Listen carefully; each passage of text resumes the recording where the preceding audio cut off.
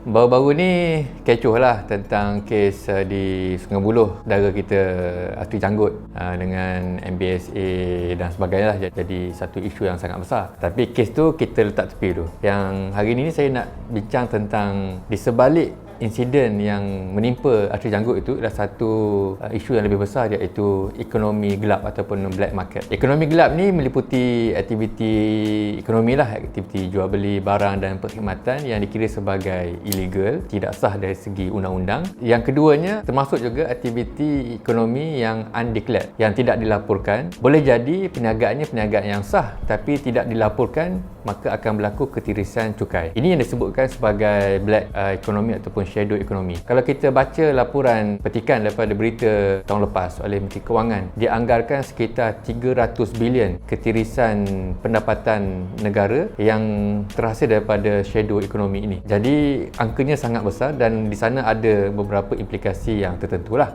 Yang pertamanya, biasanya ekonomi gelap ataupun black market ni sinonim dengan aktiviti jenayah berat lah, seperti kongsi gelap, edar dadah, pelacuran, penyeludupan, penipuan dan sebagainya. Dan termasuk juga dalam kategori ekonomi gelap ataupun shadow economy ni ialah aktiviti-aktiviti yang nampak macam sah, seperti contohlah yang jual goreng pisang dan sebagainya, tapi tidak dilaporkan, tidak berdaftar, tidak berlesen, maka ini juga boleh dikategorikan sebagai ekonomi gelap. Jadi yang sisi positif itu ada, tapi yang lebih bimbang ialah sisi negatif. Kerana ekonomi gelap ni dia akan membawa kepada masalah yang lebih besar. Satu, mengancam keselamatan kita lah. Yang keduanya, masalah penguatkuasaan, akan berlaku gejala rasuah dan seumpamanya. Dan yang ketiga ialah ketirisan pendapatan ataupun income kepada kerajaan. Jadi tiga perkara inilah dalam mana-mana kerajaan pun sangat concern untuk tackle isu ekonomi gelap ini, kerana kesannya bukan sekadar buruk kepada ekonomi, kepada kerajaan, tapi kepada rakyat secara keseluruhan, sebab dia akan efek keselamatan kita.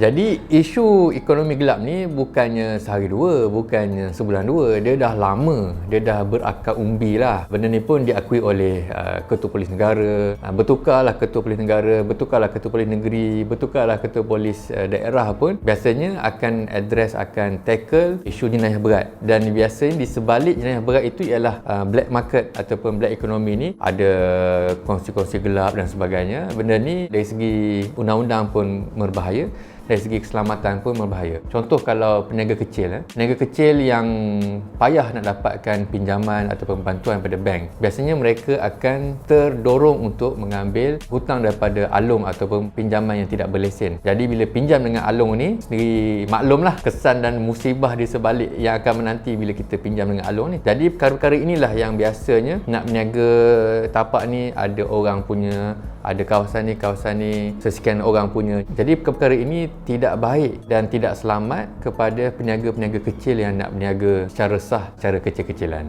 Jadi untuk selesaikan masalah yang dah berakar umbi ni memang kompleks lah. Satu dari segi penguatkuasaan, yang keduanya dari segi pencegahan, dan memang bab undang-undang ni lah, maknanya bab rasuah ni memang kena address dulu. Yang keduanya, memang kerajaan kemudian kena raikan peniaga-peniaga kecil yang nak berniaga tapi tidak berdaftar ini untuk didaftarkan, beri lesen dan sebagainya. Saya kira kita ikutilah perkembangan beberapa kementerian, khususnya Kementerian Bandar, Kementerian Wilayah dan Bandar ni. Sikap yang diambil bukannya halang, tapi untuk memudahkan, mudah bagi lesen, mudah bagi tapak, sebab sekarang ni memang orang berdepan dengan masalah lah, berhenti kerja dan sebagainya. Jadi ini salah satu cara untuk kita basmi ekonomi gelap ni, yang mana kesan buruknya bukan kepada negara tapi juga kepada ekonomi rakyat di bawahan juga.